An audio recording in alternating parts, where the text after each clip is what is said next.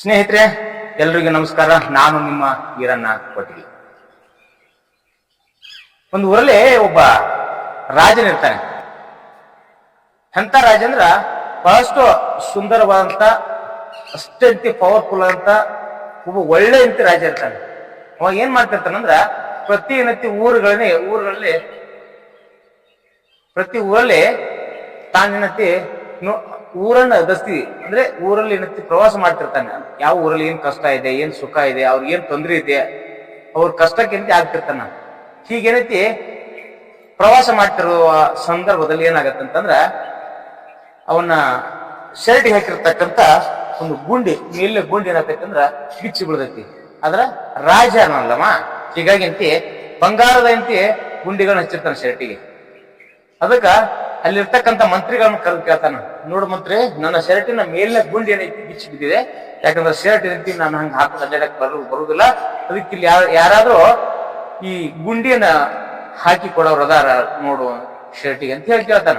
ಅವಾಗ ಅದೇ ಊರಲ್ಲಿ ಇರ್ತಕ್ಕಂಥ ಒಬ್ಬ ಪತ್ತಾರನ ಕರೆದು ಈ ವ್ಯಕ್ತಿ ಮಂತ್ರಿ ಏನ್ ಮಾಡ್ತಾನ ಹೇಳ್ತಾನ, ಹಿಂಗ ಮಹಾರಾಜರದೇನೈತಿ ಶರ್ಟಿನ ಗುಂಡಿ ಕಿತ್ತು ಕಳೆದೋಗ್ಬಿಟ್ಟಿದೆ, ಅದಕ್ಕೋಸ್ಕರ ನೀವೊಂದು ಗುಂಡಿ ಮಾಡಿ ಕೊಡು ಅಂತೇಳಿ ಹೇಳ್ತಾನ. ಅವಾಗಿನಂತ ಹೇಳಿದ ತಕ್ಷಣ ಕೆಲವೇ ನಿಮಿಷಗಳಲ್ಲಿ ಏನ್ ಮಾಡ್ತಾನಂದ್ರ ಆ ಶರ್ಟಿಗೆ ಗುಂಡಿ ರೆಡಿ ಮಾಡಿ ಹಾಕಿ ಕೊಡ್ತಾನೆ. ಅವಾಗಿನಂತಿ ಮಹಾರಾಜ ಆ ಗುಂಡಿಯನ್ನು ಹಾಕೊಂಡು ಏನ್ ಮಾಡ್ತಾನ ಮಹಾರಾಜ ಅಂತಂದ್ರ ನೋಡ್ಕೋತಾನ. ಇದು ಮೊದಲಿನ ಕಿತ್ತನು ಬಹಳ ಚೆನ್ನಾಗಿದೆ ಎಲ್ಲ ಗುಂಡಿ ತಿಳ್ಕೊಂಡು ಅವ್ರನ್ನ ಕರ್ಸ್ರಿ, ಪತ್ತಾರ ಯಾರದಾರ ಕರ್ಸ್ರಿ, ಅವ್ರಿಗೆ ನಾವು ಏನಾದ್ರು ಒಂದು ಕೊಡ್ಬೇಕು ಅಂತೇಳಿ ವಿಚಾರ ಮಾಡ್ತಾನೆ. ಅವಾಗಿಂತಿ ಪತ್ತಾರನ ಕಳಿಸ್ತಾರ. ಕರಿಸಿ ಏನಂತಾರ, ನೋಡಪ್ಪ ನೀನ್ ಶರ್ಟಿಗೆ ಬಂಗಾರದ ಗುಂಡಿಯನ್ನು ಮಾಡಿ ಕೊಟ್ಟಿಲ್ಲ, ಅದ್ರ ಮುಜುರಿ ಏನೈತಿ ಕೇಳು, ನಾ ಕೊಡ್ತೀನಿ ಅಂತ ಹೇಳ್ತಾನ. ಅವಾಗ ಪತ್ತಾರ ಹೇಳ್ತಾನ, ನೋಡ್ರಿ ಮಹಾರಾಜ್ರೆ, ನಿಮ್ಮ ಕೆಲಸ ಮಾಡಕ್ ಒಂದು ಅವಕಾಶ ಸಿಕ್ಕತ್ತಿಲ್ಲ, ಇದೇ ದೊಡ್ಡ ನನ್ನ ಪುಣ್ಯ, ಅದಕ್ಕೋಸ್ಕರ ನನಗೆ ಏನು ಬೇಡ ಅಂತಾನ. ಹಂಗಾಗೋದಿಲ್ಲ, ಏನಾದ್ರು ನಿನ್ನ ಕೊಡ್ಲೇಬೇಕು, ನೀ ಕೇಳು ಅಂತ. ಅವಾಗ ಏನೈತಿ ಮನಸ್ಸಿನಾಗ ಹುಟ್ಟತೈತಿ ಒಂದು ಆಸೆ, ಏನಪ್ಪಾ ಅಂದ್ರ ಒಂದು 5-10 ಸಾರಿ ಕೇಳಬೇಕು ಅಂತ ಅನಿಸ್ತೈತಿ. ಮತ್ತ ಅಕಸ್ಮಾತ್ ಕೇಳಿದ್ನಿ ಅಂದ್ರ ಮಹಾರಾಜ ಏನೈತಿ ಇಷ್ಟಾಗಿ ಕೇಳಿದೆ ಅಂದಿಗಿಂದ ನನ್ನ ಹತ್ರ ಒಳಗಡೆ ಒಂದು ಜೀವ ಏನೈತಿ ಇನ್ನೊಂದು ಜೀವ ಅನಿಸ್ತಿರ್ತೈತಿ. ಹಿಂಗಾಗಿ ಏನ್ ಮಾಡ್ಬೇಕು ಅಂತೇಳಿ ವಿಚಾರ ಮಾಡ್ಲಾಗಿ ಅವಾಗ ಮಹಾರಾಜ ಏನ್ ಹೇಳ್ತಾನ, ನೋಡು ನೀ ಏನ್ ವಿಚಾರ ಮಾಡ್ತೀಯಮ್ಮ, ನೀ ಏನ್ ವಿಚಾರ ಮಾಡ್ತೀವಿ ಮನುಷ್ಯನಾಗ ಗೊತ್ತಿಲ್ಲ, ಅದಕ್ಕ ನೀನು ಏನಿದೆ ಅದನ್ನ ಹೇಳಿಬಿಡು, ನಾ ಕೊಟ್ಟು ಬಿಡ್ತೀನಿ ಅಂತ ಅಂತಾನ. ಆದ್ರೂ ಏನೈತಿ ಕೇಳ್ಬೇಕಂತ ಒಳಗ್ ಸಾಕಷ್ಟು ಮನಸ್ಸು ಇರ್ತೈತಾರೆ.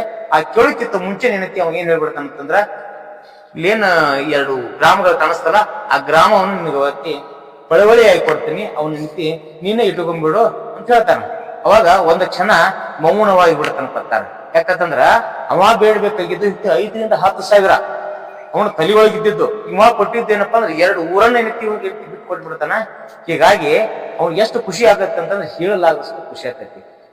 ಯಾಕೆ ಅಂತಂದ್ರ ನಾವ್ ಏನ್ ಮಾಡ್ತೇವೆ ಅಂತಂದ್ರ ದೇವರಲ್ಲಿ ಹೋದಾಗ ಸಣ್ಣ ಸಣ್ಣ ಬೇಡಿಕೆಗಳನ್ನು ಬೇಡ್ತಿರ್ತೇವೆ. ಏನ್ ಬೇಡ್ತಿರ್ತೇವೆ ಅಂದ್ರ ನನಗ್ ನೌಕರಿ ಹಾಕ್ಲಿ, ಮಗಳ ಮದುವೆ ಆಗ್ಲಿ, ಮಗನ ಮದುವೆ ಆಗ್ಲಿ, ಇಂಥ ಸಣ್ಣ ಬೇಡಿಕೆಗಳನ್ನು ಬೇಡ್ತಿರ್ತೇವೆ. ನಾವು ಶಾಲೆ ಒಳಗ ನಾವು ಪಾಸ್ ಆಗ್ಲಿ, ಫಸ್ಟ್ ಕ್ಲಾಸ್ ಬರ್ಲಿ, ಇಂಥ ಸಣ್ಣ ಬೇಡಿಕೆಯನ್ನು ಬೇಡ್ತೇವೆ. ಆದ್ರ ದೇವರಲ್ಲಿ ದೊಡ್ಡದನ್ನು ಕೊಡಬೇಕು ಅಂತ ಭಾವನೆ ಇರ್ತೈತಿ.